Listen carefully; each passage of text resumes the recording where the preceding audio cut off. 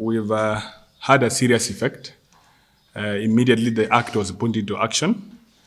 The facilities around have really suffered a big blow. We've lost businesses, and the effect of losing businesses is far much bigger than we can see while seated here. The employment opportunities have gone down because we've been forced to send some of the staffs back home, because when the facilities can't sustain themselves due to lack of business, the effect has to directly go to employees of these particular facilities.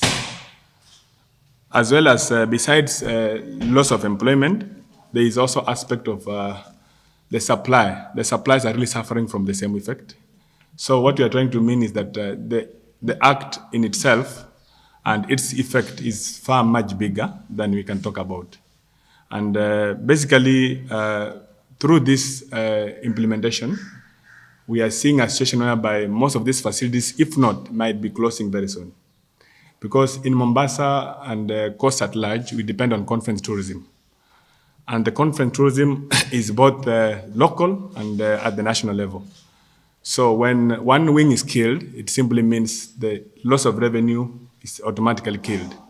So in our plea and in our request to the government, through SRC, which is the advisory body to the government, is that this bill is really creating a serious havoc in the industry, and more so in the hotel industry itself. So we want to greatly request various bodies that are involved to reconsider looking into the aspect into this act, possibly reconsider harmonizing for the sake of creating a level playing ground for all the players within the industry. We did a letter through a lawyer that was representing about 72 hotels under Kishra, and we haven't gotten any response yet. We did a letter to the tourism department, local government, area leadership, the area member of parliament, the governor's office, deputy governor's office, that were received, but we haven't gotten any response yet. And one thing that I would say is that for us to be able to still run into business is because the investors are really chipping into their pockets, not to close some of these institutions. Because again, when you close an establishment like this, it means so much is really going to waste.